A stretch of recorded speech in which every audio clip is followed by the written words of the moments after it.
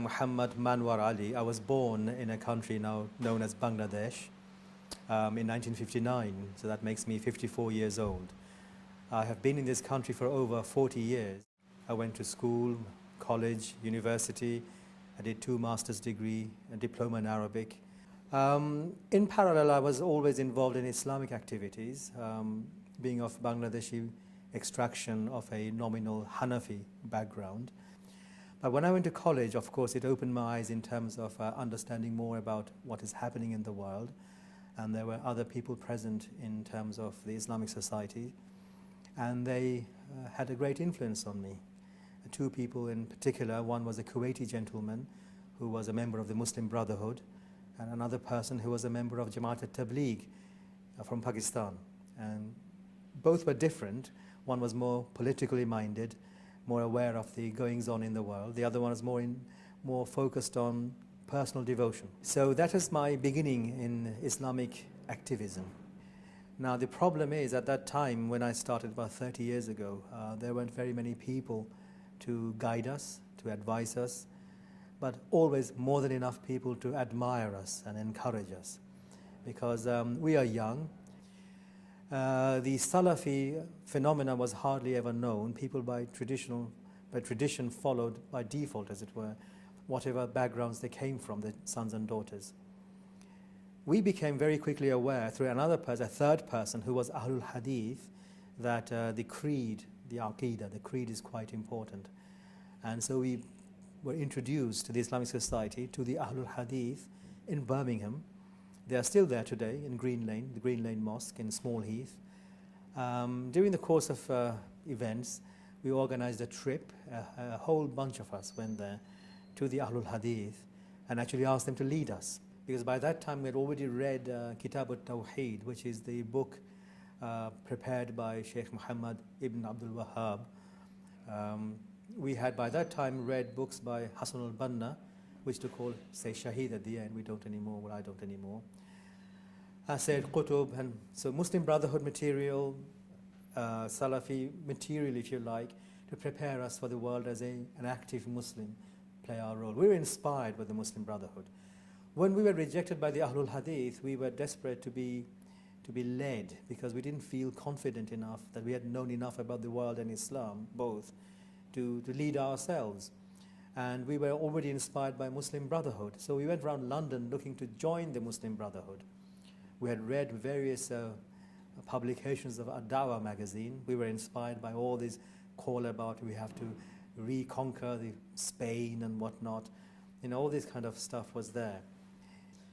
But again, that quarter didn't provide the guidance in terms of we want to do something about Israel and Palestine and, like the Brotherhood, wake up the Muslims.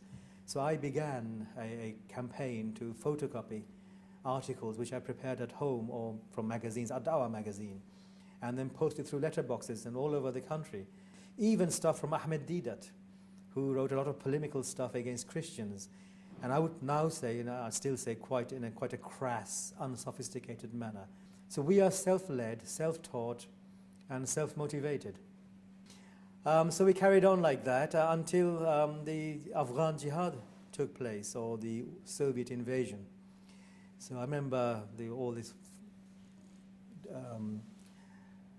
activities that were going on from the Muslims against Hafizullah Amin at that time. Then Babrak Kamal came, the head of a Russian column of tanks and so on. And we were incensed and upset because by that time Afghanis were coming to this country to talk about the atrocities being committed by the Russian troops. And we were also aware from a few news reports.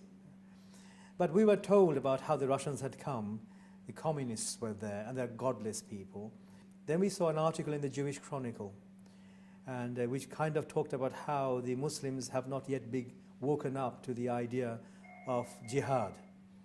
And so I remember at the Islamic Society meeting, there were 3-4 of us, and we said, well, that's what we got to focus on. The Jews are afraid of this, and they don't want the Muslims to wake up. Of course, leading up to that was the usual concern of going there, giving money and raising funds and donations for charitable purposes, not fighting at all. So it fell on me, more or less, to then find a way to go and discover how to be involved in the physical jihad and qital, fighting with the sword, be safe. I had a person who took the Shahada, became Muslim, an English guy, an ex-BNP guy actually, National Front. In those days we didn't have BNP.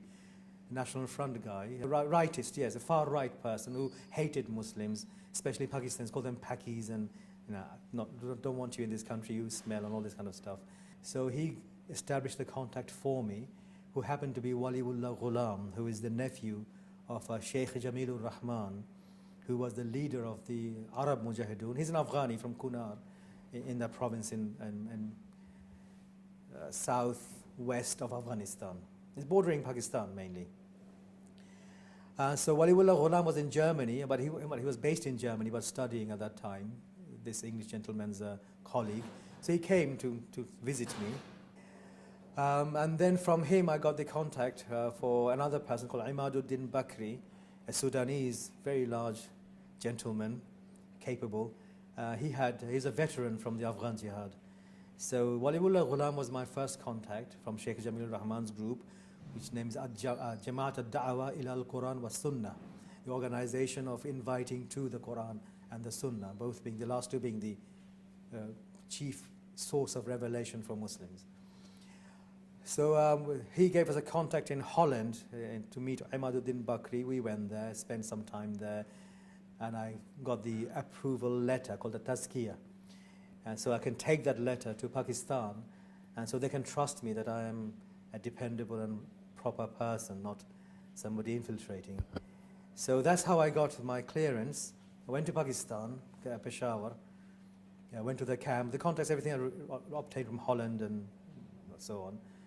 And they took me on board, very welcoming, and that's it. And that's how it led from there. So we went across the border, training. We trained in Afghanistan. It's very easy to get across. And you didn't go through the normal routes. You had to. It was a long route. I went to Bajor to start with the border post. You could buy guns and ammo, whatever you like from there, and then you could go off into Afghanistan. It was easy though, in the sense that there's no restriction. Training was arduous as well, quite hard, difficult. You were meant to run maybe 20 kilometers with a 20-kilogram backpack, rocks and stuff. You didn't have to have breakfast, one date only, We were treated a bit more specially because we are British. And so we're given preferential treatment. Sometimes you were given better food to eat because we can't stand local food. You might get diarrhea or something. Regardless, you still got diarrhea anyway. But they gave us better treatment, more welcoming.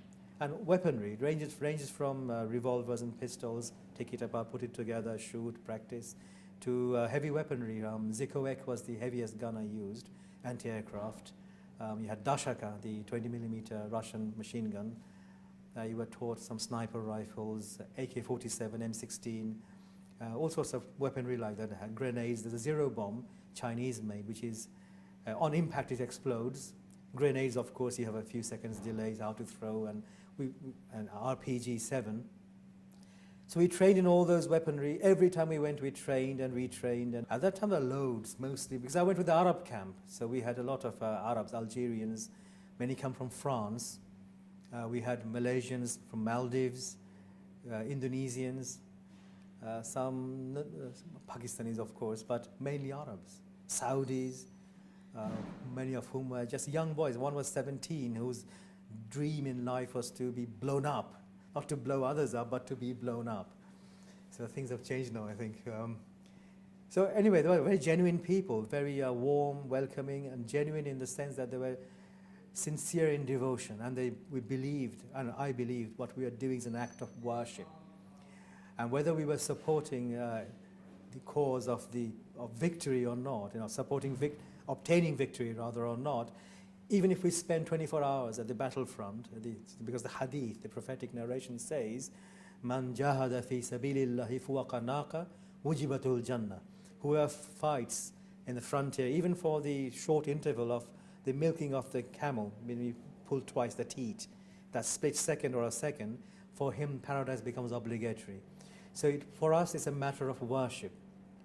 And we still believe and understand these things to be true because it's in our text. But the way of interpreting that and applying it needs to be modified with the aims and the principles of the faith, which was poorly understood in those days and probably not understood at all nowadays. So that's how we did it. We went on for we trained, then we got to taken to the front line. We begged, actually, I begged to be taken to the front line because we spend so much money, our time is limited. I'm working at the same time, I remember telling you, in one of the companies in Britain. BT, yes, it was British Telecom in those days. It's changed its name to BT now. Yes, and with full consent and full knowledge of them, I used to go. My line manager would know when I'm going, book my leave, and yeah, I would take my annual leave and normal holidays. Christmas time's a nice time to go. We get extended leave. I brought back pictures, showed it to my colleagues. They put it up on their notice board. Manwar's holiday pictures with me with the RPG and the machine gun. I was just posing. So I went there. I fought. I came back. Then I started the campaign, saying, we've opened the route. We know how to go there. No more excuses. People just talk. And our chief opponent at that time were the Hizb ut-Tahrir. And so they're full of talk of Khilafah, Islamic State. Even we went through a phase of, shall we give the oath of allegiance, bay'ah, to Khomeini? And we had a big argument with them. In those days, we had people like Farid Qasim involved and so on. But we opened the door. And the women or the sisters were wonderful in supporting, as usual, out of the goodness of their heart.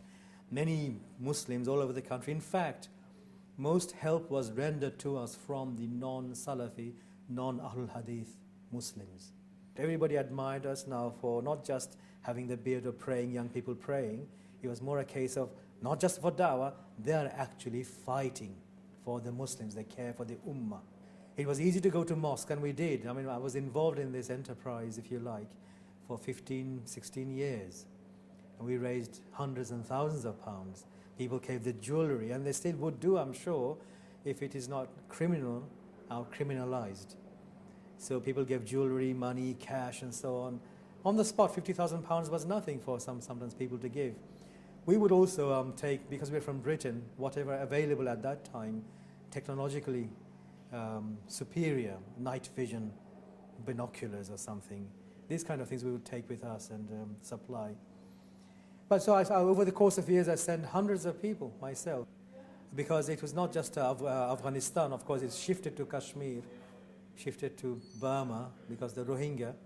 So I fought in the jungles of Burma because of the Rohingya problems. I went with the Mujahideen, based at the borders in the camps of Bangladesh, unbeknown to the Bangladeshi government and police, obviously. And there's something unknown that some of the Bangladeshi soldiers, from the border defense force, they used to support us without authority from higher up. So there was support all the time from people, because people are Muslims and they want to support the oppressed against the oppressors. Lashkar Taiba was my group. Hafiz Saeed is the leader, still is. And at that time, by that time also we had Bosnia and Chechnya come into the scene.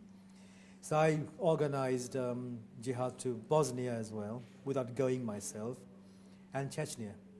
So I know people, personally friends, who have come to my talks, or you can say pupils or students, or who took me for a sheikh or a whatever, the courageous man who's not, So in Chechnya, one of the guys who was writing the blog in the website in English is somebody I knew. Our brothers have gone to Philippines as well and joined the Moro Liberation Front. So because of my influence or my encouragement, but I would say a lot to do with my influence in the early years, Muslims have gone from Britain, not just to Afghanistan, that's the seed and the basis, and it's a training place, but all over the world. So I was always connected to Bosnia, and we had an understanding at one time with some people in Britain that if a young man wanted to go and fight, we'd facilitate, but to partition the work up. So I would take on, he would send people wanting to go to Kashmir to me, I would send people wanting to go to Chechnya or Bosnia to him.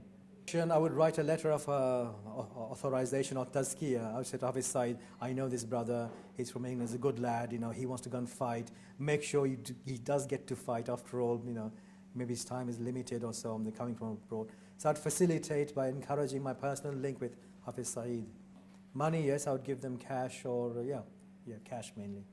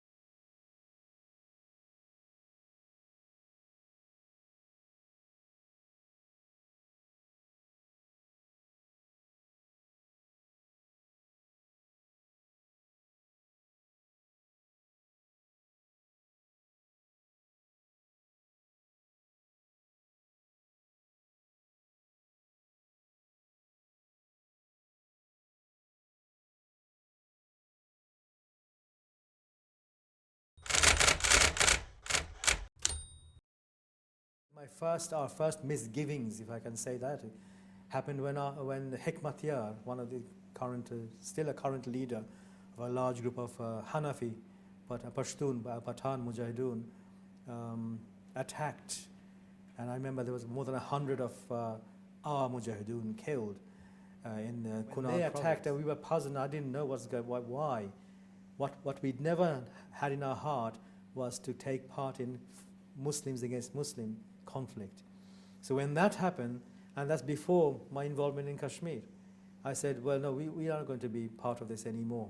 That's when it started, that there are people who want us to fight for the sake of just gaining power and control, ascendancy over other people in the name of Islam. I saw and witnessed, of course, when you're with these people, various groups. I actually made contact with the Rohingya Burmese Mujahideen in Lahore. We are fed up of Afghanistan. We have now shifted to Kashmir because of Muslim against Muslim fighting factor. So it started then. Things changed then. So that's the realization. Then we said, what are we doing here? Are we just trying to help them get rid of oppressors?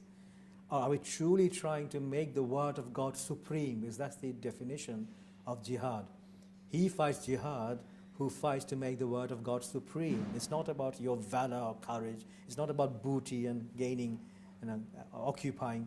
What are you to show bravery? It is about making the word of God supreme. Well, it's not happening in Afghanistan. We are fighting each other. It's not really happening in Kashmir. And we are ending up being pawns in the hand of people, because clearly, even when we went to Afghanistan, we knew of the ISI and American involvement. And we went and we fought, but we do so by ignoring certain things, because we are driven by passion and idealism. We want to fight for the cause of God. Our hearts are sincere. People are suffering. Why wouldn't we help them? I'm young, I'm energetic, I've got strength, I can do. But why give up so much? Because one, we're idealistic. Secondly, because we did not know how to be fruitful, meaningful, or do things that are rewarding where you are, given the conditions around you.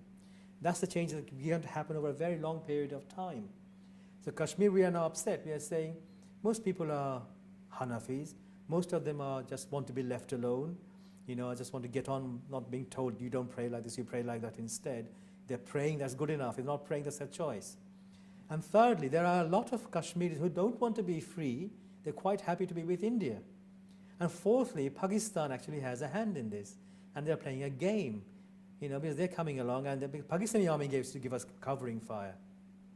They'll set their artillery positions up, start firing shells, and we would undercover go in. And they're constantly denying, of course. India is complaining away. Pakistan, no, nothing, we don't do anything, there's nothing, we have no camps. I'm sitting there giving talks in Lahore, in Muridke. I'm going to Muzaffarabad, and the Pakistan army is there. We're standing on the platform with Kalashnikovs, and the government is denying, saying there's none of us there. Utter lies. I'm beginning to think. So we are part of a process of lying. Now, this is where the problem starts. As a Muslim who seeks, let's say, salvation, forgiveness of God, paradise, life eternal in happiness and bliss, we are told, theoretically at least, be just, be honest, be truthful, be charitable, all these kind of things. Even in those days, although as we age, we mellow down, but even in those days, we still had this understanding. I need to be sincere and truthful and kind and charitable. But I'm lying. I'm part of a process of lying, deceiving. You need to justify now. Or you're allowed to lie because of a greater good or avoiding greater harm or something like that. What is this greater good? And we could never pinpoint it. And it's not as simple as saying, oh, you're saving people from death. No, you're not. You're bringing in more harm.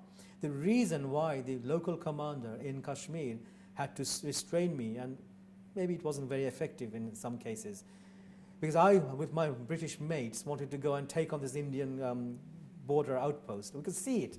I said, I can see them. I can see the Indian troops. And we are all the way from here, and I go back to BT again to work and see their coding programs. I want to have a go at them. I said, no, you can't. So I plotted with my local group and said, okay, at the depth of night, we're going to go off, kill those Indian troops, come back, and, it's a badge of thing. We are like that. But what stopped it? It stopped because local commander said, if you go and do that at the border, all that will happen is the Indian army will come and take it out on the border villages, and your poor innocent villagers will suffer. Why do you want to do that? But we were doing that anyway, so the greater good is what? We were not avoiding Muslims not getting killed. Even if we went in, 3 days to go inside Kashmir, plant a bomb or take out a jeep or a truck or what have you. Even if you did that, very remote, there was a backlash onto the local Muslims. So what is this greater good we are fighting for? And avoiding what greater harm? Because there's a Pakistan army involvement, there's a global politics, so we're getting disillusioned. Then we come back and we see the local phenomena of young brothers. By that time, Islam has spread and Salafism has spread. A lot of stuff has gone on, and people are naively being led up to believe that by fighting, joining a particular group, they have got almost like a paved road to paradise or something. And where all the corruption was there in leadership, which I saw in Pakistan, Bangladesh, Afghanistan. Afghanistan, I mean, I understood why local Afghanis would, didn't take too kindly the presence of Arab Mujahideen, because I saw with my own eyes on many occasions how the local Afghanis were treated by the Arab Mujahideen as with them. Superior, looking down, ordering them about, having privileges for themselves, and all of this we ignored. But there was a payback day later on. It's just not Islam. It wasn't Islam that you punish them, you exploit them, or you treat them badly and harshly as second-class or third-class citizens in their country as guests. And you are there to fight for God. I remember the fuss that was kicked up because one day we were in the camp and people were freezing to death. All I had was a silver kameez, the Pakistani baggy trousers, and that's all I wore. And it was freezing. It was snow outside. It was freezing cold. And our clothes got wet because our rucksacks were placed on the ground, it was wet. I was shivering cold at night, so I went around 10 to 10, about 1 in the morning, and I found some blanket lying around. So I took the blanket from there and used that to, it wasn't for me, for someone else in my tent, because he was like going like at night time. Well, he'll catch pneumonia. And the following morning, the commander comes along and says, who stole the blanket? Because it was apparently somebody else's blanket. It was an empty tent though. And then fine, so we shouldn't have stolen, blah, blah. But the punishment given was, the entire group was punished, the Arab leader and local Afghani Mujahideen. Treatment was atrocious. Even for talking, once we had showing us how to dismantle his machine gun, the Zikovac actually, the anti-aircraft gun. And they're speaking in the Afghani Arabic stuff and so on. So I was translating to the other British guy. He wouldn't understand. He didn't understand. He understood even less Arabic than me. So my Arabic was poor and still is not very good. So I kind of like half understand, and I'm telling him in English. And punishment, go do 20 press-ups, and made me do press-ups as well. So why? Not that I can't do it, but why? Because you're giving instruction, we need to understand we're translating. But that kind of merciless, pitiless disciplining went on all the time in the camp. Somebody smoked, make him stand up in the camp and humiliate him for half a day. He just stands under a tree. Why? Because he smokes. Smoking is haram. A young lad of 16. These kind of things went on. Anyway, so those things bore on your mind. The politics of it, the reality of the Muslims, all of these things. So by the time Burma happened, it's like you're already disillusioned and you're already thinking, what is it for? Fi sabilillah, in the way of God. To do what? Let Pakistan have Kashmir? To make Americans happy against Russia? So that Muslims can fight Muslims? So there can more backlash on the Muslims in the name of jihad, when jihad is not to all practical purposes achieving anything. It didn't achieve anything anywhere. More misery, more death, more harm. We go to Burma. The reason I left Burma was not because terrorism law 2000, not because I suddenly become an angel, oh yeah, I love all people. I left Burma because the same thing began to happen there. So when this time round, they're all in the paper about the Rohingyas and Mujahideen, and Facebook was full of these comments, I just couldn't be bothered. It's not cynicism, it's just impractical. What do you want to do? Get us to go and fight there? Because they don't know how to solve their own problems. I went in the camp in the jungles, there were all the platoon commanders lined up, and they took special note of me, and it was just me on this occasion. And I said, don't take my picture because of security. Back home I don't want to get in trouble kind of thing. And they're video recording everything and so on. And they just come back from a fight and they had fought a rival Muslim organization. I said, you are brought up in the jungle, for God's sake. There are 12, 13-year-old kids coming to me with the grenade launchers and guns and everything. 13-year-olds. And telling me, oh, you're from England, take me back with you, I want to go to school.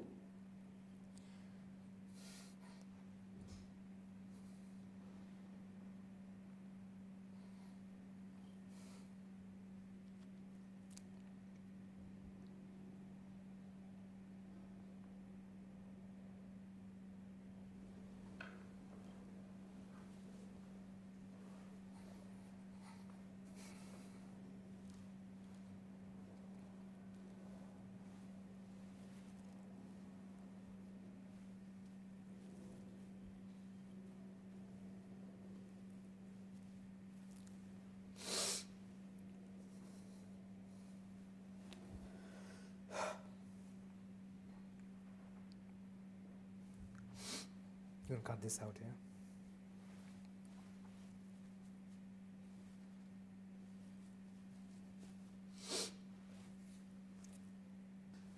There are young people born, they have never seen any life except to be born in the camp, in deprivation, in squalor, and being taught to fight and kill. And there were only 15, 16-year-olds killing each other. The commander whom we supported, and we supported the commanders because they are the ones leading the fight, and they need special support than just the grassroots people. And we should say, we again, hundreds of thousands of pounds we raised, and we carted him around from Newcastle, I don't know, all over the north, south, mosques, these Rohingya Mujahideen commanders and stuff. We did the same with the Bosnian Abu Abdul Aziz. The same thing we did here. Hafiz Said came to England through me as well and went to Al Hadith conference.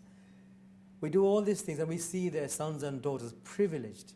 So this commander in Burma, his son is going to Malaysian University. We are sending £10,000 and they're just having a happy lifestyle. They've got houses in Dhaka or Chittagong or someplace or Kuala Lumpur, and these are the young boys. And they come back and they look, and I remember the commander looked at me, eye-to-eye contact we made, and I put my eyes down.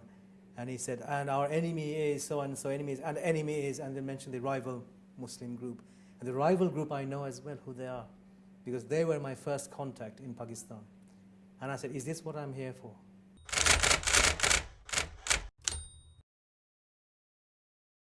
Muslims have started to fight Muslims.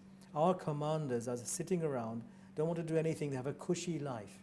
Young boys only want to have a normal life. They want to be left alone, just be able to go back to the villages or cultivate or go to college, university. And we are coming and contributing to the mess, playing the game for our personal satisfaction of worshipping God. Do you not know how to worship God where you live? That is the question. Why is it that yes, it is heartbreaking, to see dead people and dead people dying in a horrible way because of violence. It is heartbreaking. But why isn't it heartbreaking to see that happen to a human being? Why only if it is to an Israeli or a Serbian or a Russian soldier? The other way around. Why is it only if it happens to a Muslim? Why isn't it if it's to a Jewish boy or a Serbian boy or a Russian soldier? So this contradiction we couldn't tolerate anymore. Islam never taught that. We can quote and talk about Prophet Muhammad, peace be on him, alayhi salatu wasalam, taking part in 55 combats or 2019 expeditions and jihad and what have you, qital. It was never with a heart like that, because that's not what I get from studying the Quran or the Hadith or the Seerah and Sharia. This is not how it was. The most significant thing that needs to happen, I think, in the lives of people, what happened to me, that's why I can only recommend it, is Muslims who are agitated and hurt by the conditions of Muslims in the world because of propaganda or direct information, need to read more. That's all that happened to me. You think and read more.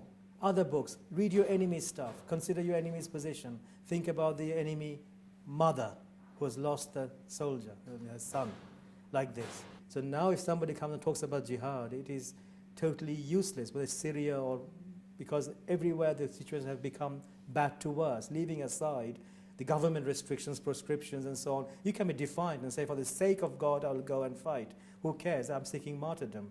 I'm not a pacifist. I might become one, but I'm not yet. And I'm also not against God and His Prophet or what the Quran says. There is a lot of interpretation involved, but everybody interprets. Every religion, every text, in the end, is human beings. And I say, why should I trust so much people from even classical sources when I know for a fact that every single source that's interpreted by scholars were done so because of who they were and where they were. Their time, place, context, environment shaped their interpretation. How can it be fair for me now to take a quotation from a book by Shaykh al-Islam ibn Taymiyyah and shoehorn that in Britain or Suffolk in 2013 in the case of Syria or Afghanistan when he's talking about the Mongols and Tatar invasion or something? So the whole thing has become very based on ignorance. The difference is Muslims generally should be commended to feel for the suffering people. What I find disturbing and I find limiting is that when we are feeling for the suffering people of our own kind only. Why not talk about or feel about the suffering people in Brazil or Red Indians or Aborigines or whatever cause, whatever is relevant and current? We seem to lack that, generally speaking. Secondly, the difference is the feeling should be one of genuine feeling against injustice, for justice. But when the moment we say against injustice, it should be for injustice against anyone by anyone. And justice should be for all. I went to Nottingham University a number of years ago, and one of the Afghani students there asked me and said, oh, you went to Afghanistan. I bragged about it. Why did you go? Oh, I went to fight. For you, people like yourself. He said, why though? Did we ask you to come? And it's a rude way to ask a speaker. I'm the speaker, he's still sitting in the audience. But it's like, yeah, it's a good question. Nobody asked us to come. Nobody's asking us to come from Syria today. Come, help us, we need you. Who's saying that? But nobody stopped us going from here. And when we went there, nobody pushed us back either. The difference is today, we no longer have to be so desperate in the sense that you can help by prayers. People underestimate the prayers. Humanitarian, rightful channels. Because certain types of Islamic Muslim teaching, rather, has been made so us and them. So they are kuffar, we are Muslims, and all the avenues and doors that are open and channels that are there, organized by non-Muslims for humanitarian purposes. What stops us taking advantage of that or joining in? If it's the only thing is, well, it's done by the kuffar. Well, you've got to recreate the wheel yourself. So it's a teaching, interpretation. Why? Why does there has to be 11 groups in Syria today getting together and saying, we are not going to support this agreement or whatever, come to the table with Assad and all that, whatever the FSA does. Why? Why are there 11 groups to start with? All of them were Jabhat Nusra and this and that. Why 11 fundamentalists, Salafi, Quran Sunnah? What is this? It's supposed to be one. So there is politics involved. Why would you want to ignore that now? The media plays a great role, but nowadays not just the media in the popular sense of TV and radio broadcast or BBC or Voice of America. It's more the case of the YouTube and internet and blogs and things like that. Yeah, information is vital. Read, try to understand Islam properly. Don't be driven by passion.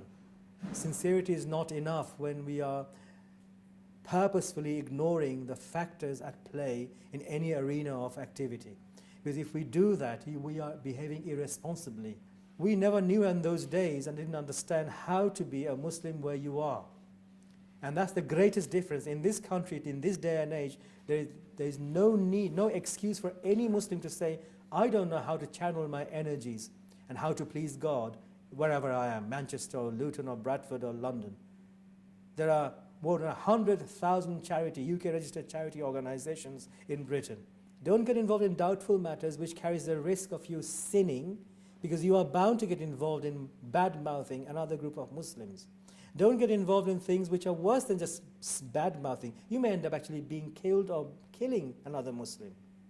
But of course, positive side, why are you ignoring all the opportunities God, Allah, subhanahu wa ta'ala, has given you in front of you? You have aql, intellect, you have ability, and you have knowledge. You don't know how to apply it where you live. No one to help, a homeless person to an organized church organization. What's stopping you working with the church?